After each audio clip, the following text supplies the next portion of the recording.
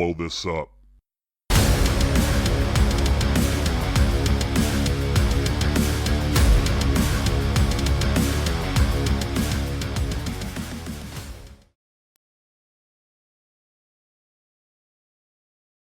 Look alive, Bomb Squad. We are back for another installment of Let's Blow This Up. I'm your host, Jason Sircone. The co-host collective here in Season 3 of Let's Blow This Up rolls on. Today, I am joined by the beautiful, talented, lovely duo of Anna Xavier and Simona Costantini. What's going on, ladies? Hello. I'm stress level 700, Jason, because my camera is doing a thing today. So in the theme of video I know. Killed the radio star. Sing along with Simona continues. Yes. And I will point out for the viewing audience watching the video, the irony of this being about video and podcasting and Simona's internet connection not giving her the most crisp video outcome. Well, we're just going to have to roll with the punches. Amazingly, what we were in the first, Anna, you might have caught this in the first 3 seconds, Simona froze. So we know this is an internet thing, not necessarily a camera thing, but it is video that brings us together today because we want to unpack this very controversial subject. At least I feel there's some controversy behind it because we're seeing a lot of varying viewpoints about the element of video in podcasting. Is this addition, or I would say continuation of video, crushing the medium? Is it in a lot of ways redefining the medium? So I wanted to dive into this a little deeper because from my perspective is it helps because I look at podcasting as more than just the audio component. I train my clients and work with my clients on creating multiple pieces of content. And there's so much that you would lose if video was gone. I mean, if you only had the option of an audiogram to post on social media, no one's stopping. You're not grabbing anybody's attention. But there's still a lot of people that feel that video is doing more harm than good. So let's unpack it. Let me turn the mic over to both of you. How do you feel video is impacting the podcast world, and is it hurting it more than helping it? Okay, I'll go first. Good. The video part that is great is that I can go into the social cues and go, okay, Simona talking, I don't have to talk. I think the most important thing is like really thinking about that, like what are your strengths as a creator? Where do you get hang up? Because if you are a creator that gets really, really stressed out about doing video, you're not techie, and you cannot get over yourself because you're obsessing over this. And as someone who produced podcasts in video back in 2017, 2018, I remember the amount of times that clients would be like, can you make it fuzzy? And because... And the fuzzy is like... send them my way. I'll help them right out with this camera. Yes, because people were like, it's too sharp for me. I don't like my wrinkles. And so they were like, can you make the camera be really far away? I feel super self-confident. And like people would freeze. It was like a whole thing. So like really understanding as a creator, like if this is something that you cannot get over or you cannot find someone to coach you, like... you're not going to be creating because you're going to get stuck on the wrong stuff. So that's what I'd be saying. But if you're someone who likes the challenge, like I started my podcast as a video and I was like, it's not going to be easy every day. I'm not going to feel like it. Some days I may not feel pretty, but we're going to record because that's what I tell people. Start it on video because there's a lot of elements. What do you think, Simona?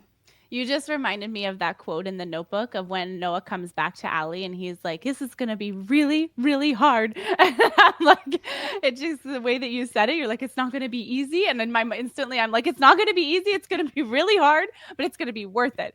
And so that's what I think initially right off the bat with video. Like, I don't necessarily think you need to have anything as part of any strategy that you do.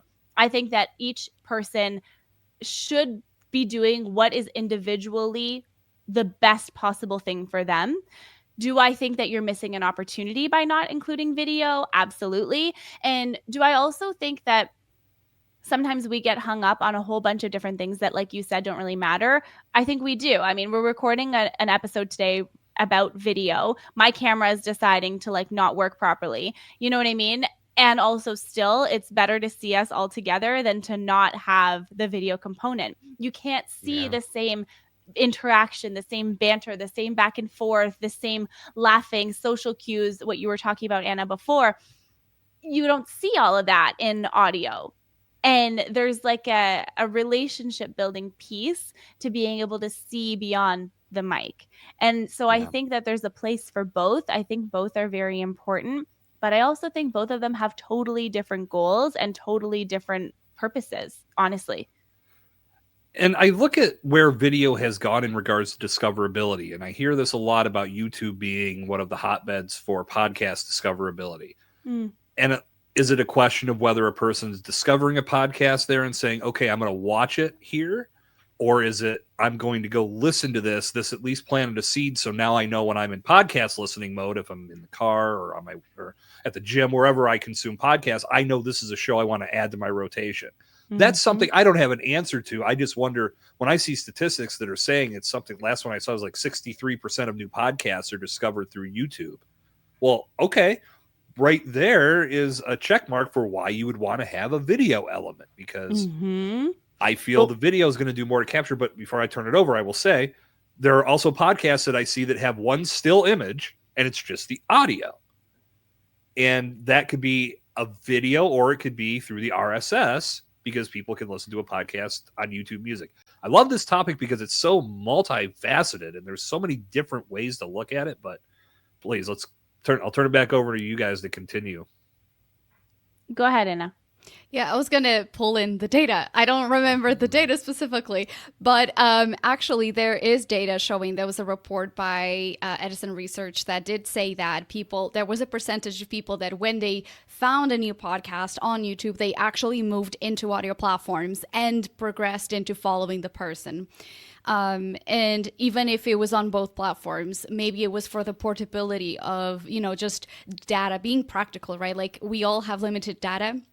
Especially if you're moving into countries where maybe they have restricted access on data on specific apps. So they may want to go to a Spotify. So that's why it's important to actually ask your audience and make that relationship going on and say, hey, what's your consumption habits? Do you go on YouTube? Do you not?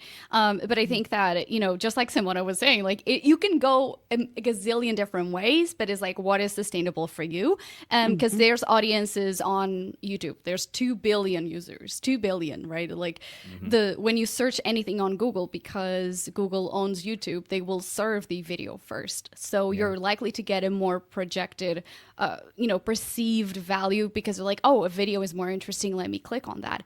But again, we also have, if you look at the data, then people maybe get what they need and then they scooch out and they never come back. So it's just like, that if you are on specific platforms, the behavior will be very different.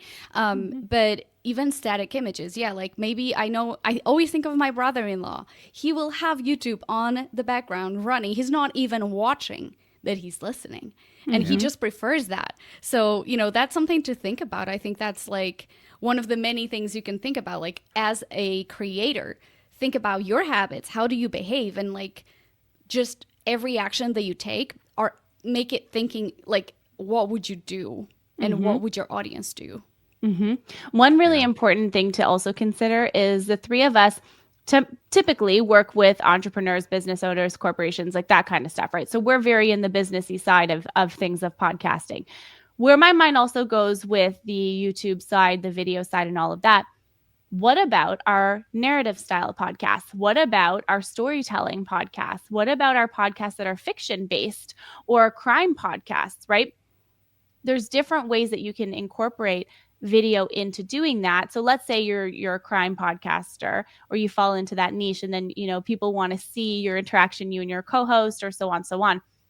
There's a certain level of expectation now, in my opinion, that if you bring in video into that, then you have to bring in graphics, then you have to bring in different layered elements, then you have to bring in B-roll, and you might have to bring in all this other stuff, right?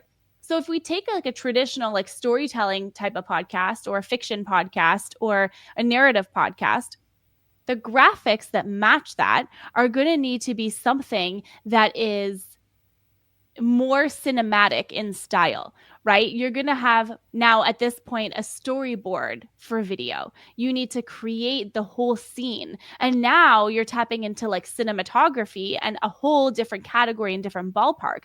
So when you talk about the ease of using video, it's very easy, quote unquote, easy minus the own perceptions of self that we have, the own internal fears that we have, right?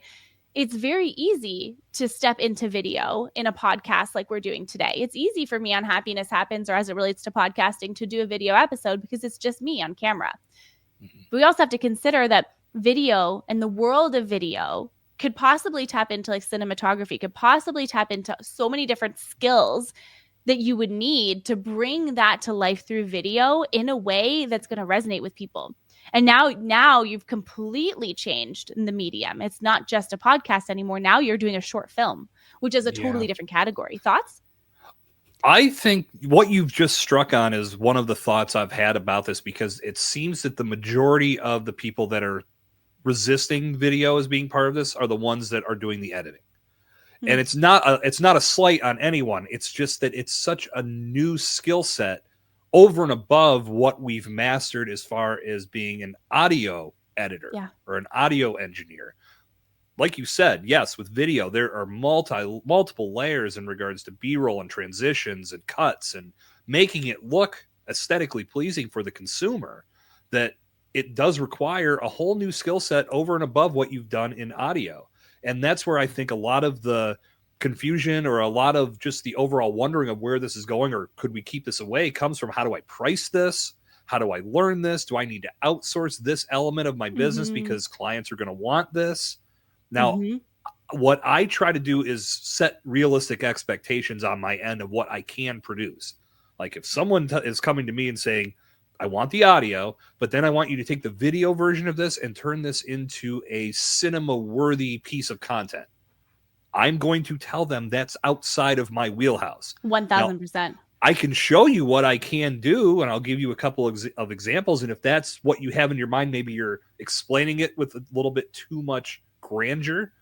But I'm not going to say, yep, let me just create this potential Emmy or Oscar winning piece of content when I know I can't do it, because now I'm doing a disservice. But I think overall, the biggest monkey wrench that's getting thrown into this is, are audio editors now in a position where they need to learn a new skill set? And if they do, how do they price that accordingly so they get return on the time they're investing for their clients?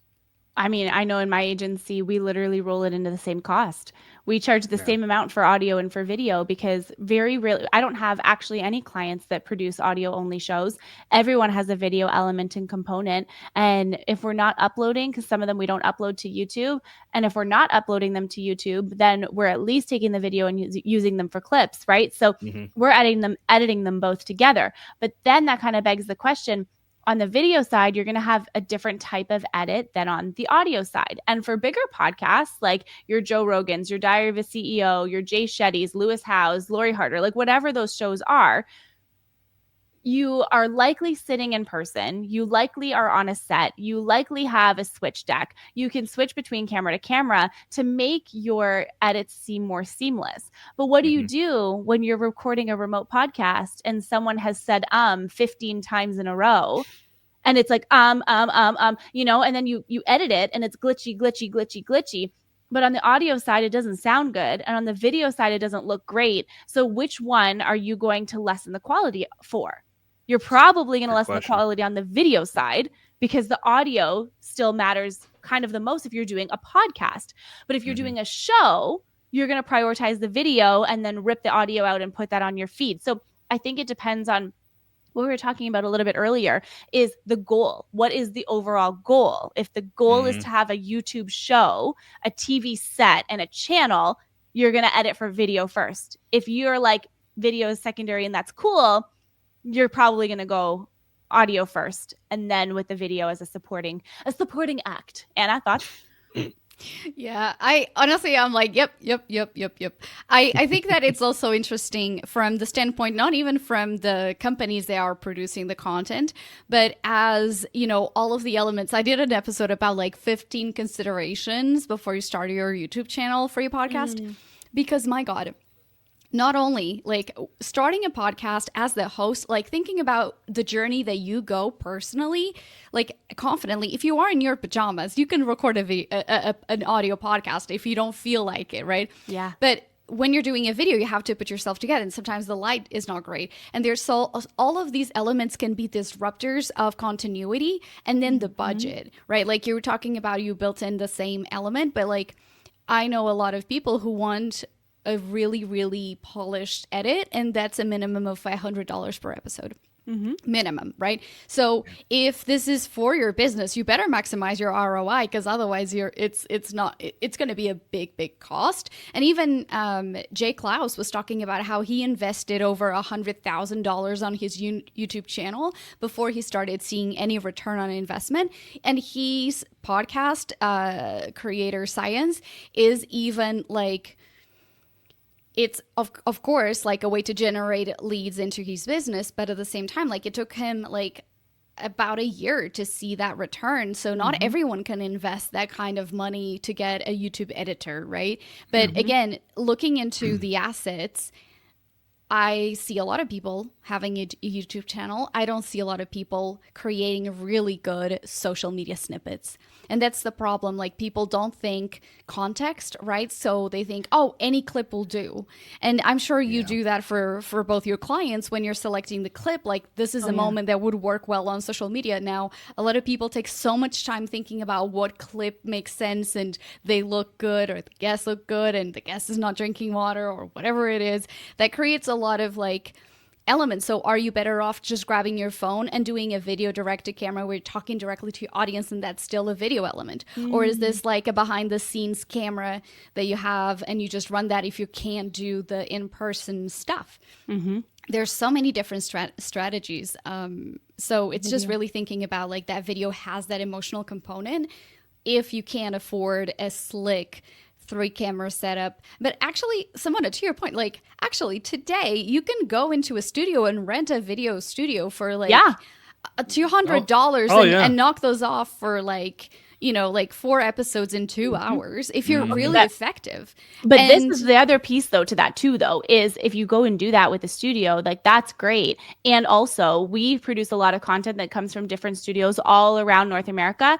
The studio needs to know what they're doing. Because a lot of the times the studio doesn't even know what they're doing. And I receive these files and I'm like, what is happening? I didn't mean to cut you off, but I wanted to just add that in. Like, if you're going to go to a studio, ask for samples, make sure, or like if you can bring your producer, bring them. If you know, at least do like a test or a sample or something, because you could also be dumping all this money and then the quality of it isn't even good. Yes. And there's one element that I want to talk about that is thought leadership that I'm really curious about what you both think. So I primarily work with women, minorities, or underserved or underrepresented communities and immigrants. And a lot of people want to be more visible in that thought leadership and kind of like show up and lead the way, but they're feeling really retracted when it's time to do video. And I always say, look about the amount of people who have audio podcasts and look at the amount of people who are doing video consistently or to the standard that you want.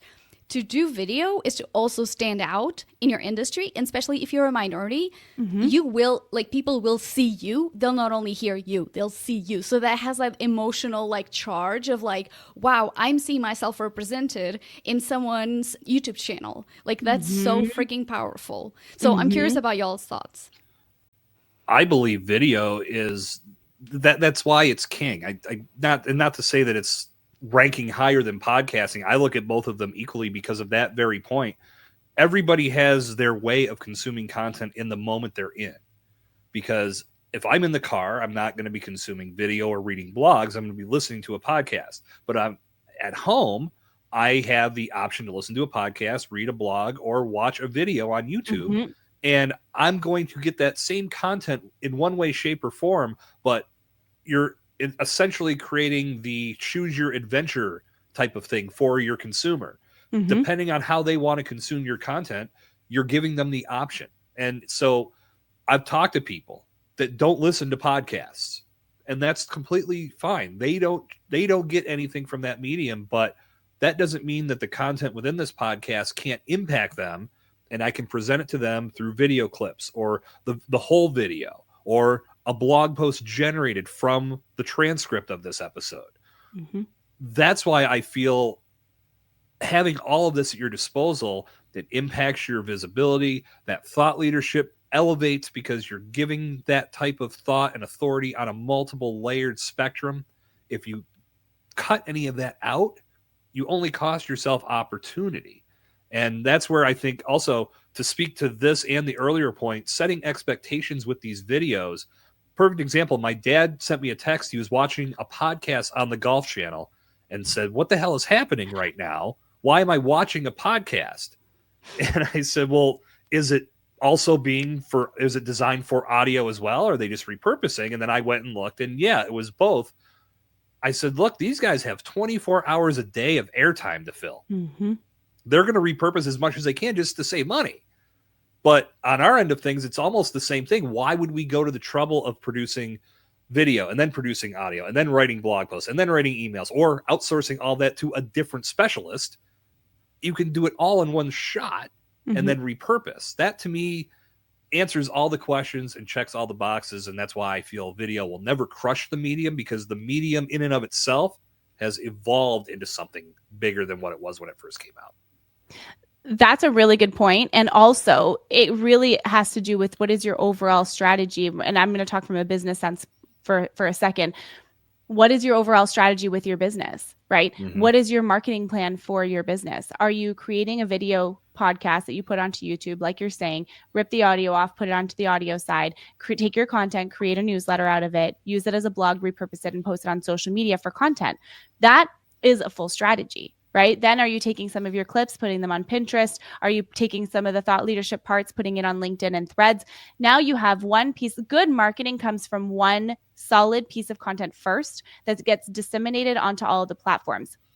The challenge is when you start to add different elements in, like video, without a plan for that video, then what are you doing? You're just wasting your time, because you don't know how to edit it. You don't know how to promote it. You don't know which link to send people to, because you don't have a strategy that helps you get from point A to point B.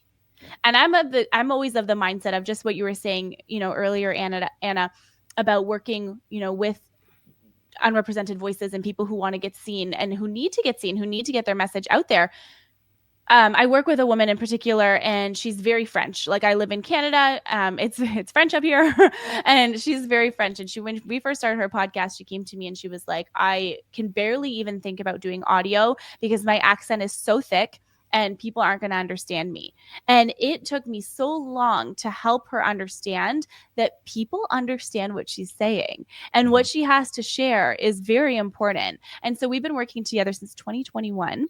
And now we're talking about finally, she's recorded everything with video, did video properly from the start with good lighting and all of the things. We used that video for clips, and we have been for the last few years. And we've never put any of the content on YouTube because it was not part of her strategy. Now, as we're looking to grow and to evolve and to shift and to solidify and streamline her marketing strategy and plan, now we're adding in the video component. So you don't need to do it right off the bat. Like, whatever is the least barrier to entry, start there and then add things in. It's so ironic that we're doing this video episode today, because I am probably the person, Anna will attest to this, that I hate being on video the most. I always have a tech issue all the time, hence today. I'm never wearing makeup. I'm never ready to be on camera. So I find it so stressful. But then I think, okay, the message far outweighs my discomfort of how I look or how I sound and whatever. And I'm like, it might not always look the most quote unquote professional, but I'm still going to do it and I'm still going to show up. So then you got to think, is your message more important, or is the way that you look more important? And honestly, nobody is judging you as harshly as you're judging yourself. So turn on the camera and join us in recording with video. Yes. And let me make a very important point, Simona. One, it's hilarious, the amount of tech issues. You should have a tab on okay, what was today? I should. Dear diary, today my tech issue happened. It didn't want to work again. I swear we should all get together and create an award for Simona and just send her on the mail. The most tech issues ever. But she still shows up. That's, dedication. We're still here. Yeah. But a very interesting thing that I want to talk about is a lot of folks feel super self-aware. I'm going full on the coaching right now. I'm like, just we're coaching the audience. Yeah, we're coaching the audience right now. But a lot of people talk about how they're like, all I see is like the incredibly polished, highly makeup people. Like, I want to see more raw content. I'm like, then why are you not creating it? Because come to my channel. Right.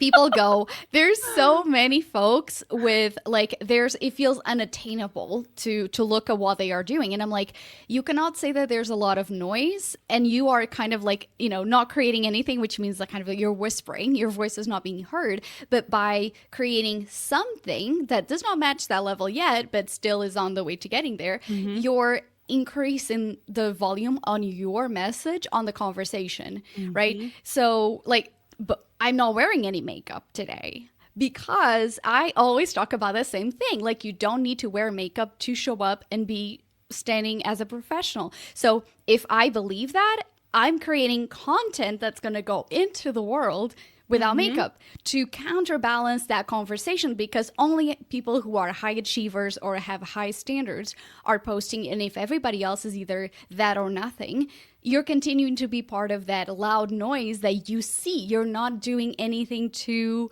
fight or to just like counterbalance. Like, truly, sometimes it's just about counterbalancing. So if you don't think your voice doesn't matter, just start looking around and going, okay, if no one else is doing that, why not me, right? And it can be that simple as that. I may not have the best quality, but I'm going to start where I am. And then I heard a podcaster talk about the glow up. She's like, I want to have a glow up. I'm recording my podcast right now on my studio with a regular camera, and she's using a Yeti mic. And she's like, and I want a year from today to go, oh, wow, now I have a whole production team, and that's my glow up. I want to have that glow up. And I was like, I never thought about that. And this person is a millionaire. She just wants to figure it out on her own. She wants to be relatable. She's like, I'm going to mess up. I don't even know how to sign this off. And I love that show. There's still quality. It's not crap, but like there's still quality there. But she's not saying like, I did not pay a production company to have my show, even though I can pay, because I want to show you what's possible. I'm like, love that. I love that too. What I don't love is the Blue Yeti though, because if you can afford a better mic, you should be absolutely buying a better mic. Like I'm like, no. It was a classic. It was classic. Laying around the house, like classic, like it had been there during the pandemic. We're using what I have. But, still, like, I think it's important. Like, if you are a woman that you don't see yourself represented on video, show up in whatever capacity that feels professional and go from there and have your glow up. There's a stat that I share every like talk that I do. This stat is wild. 17% of podcasters use video for their podcast. So it might look like there's a lot of people creating video podcasts and all of that. But when you really break down the numbers, only 17% of podcasters are actually using video for their podcast. That is a massive opportunity that you might think the people that are around you are using video, but they're not. So you can absolutely take that step into it. Tech issues are not, because honestly, done is better than perfect. Perfect doesn't exist. And it doesn't matter at the end of the day. One thing that I tell myself all the time, especially when I get hung up on this, that, and the other, it doesn't look good enough or whatever. We're literally on a spinning globe in the middle of nowhere. And the message that I have to share is more important than my fear or discomfort, like I said earlier, of showing up on video. So it might not be perfect. The tech might not be 100%, but this is a way better conversation like this today than if I just turned the video off. You know what I mean? Right. Like we mentioned that cardboard cutout before we went live, that would not have had the same impact as you actually being here on camera with us. I mean, we could have put like a cutout for my lips and my eyes and it probably would have been fine, but okay. It would have been comical if nothing else. But I will say, because we're going to wrap this up now, that stat is ridiculously low. And that's way lower than I thought it was. Because, again, I was thinking more on that YouTube of, hey, 63% being discovered here. But I love what you're saying there, Simona. That it's opportunity. And if you don't use it today, at least you have it archived. If your strategy does not involve a video element today, maybe you just want to tackle audio first, that video will be there for you. And if you're doing it in a pre-recorded environment, it never has to see the light of day if you don't want it to. So keep that in mind. To put a bow on this, I don't think this is crushing the medium. I think it's adding a new layer Just understand how to manage it. And I'm sure between myself, Anna, and Simona, if you have any questions, please feel free to reach out to us and we'll talk to you about it one-on-one. On that note, we're going to wind down this installment of Let's Blow This Up. Anna, Simona, thank you very much for being part of the co-host collective and for being here today. Thank you. You can say thank Thank you. you. I literally thought you were going to cues, baby. All right, good stuff as always, you two. I'm sure we'll see you on a future episode of Let's Blow This Up. Until our paths cross again, Bomb Squad, this is Jason Sircone on behalf of Anna and Simona saying thank you very much and stay explosive.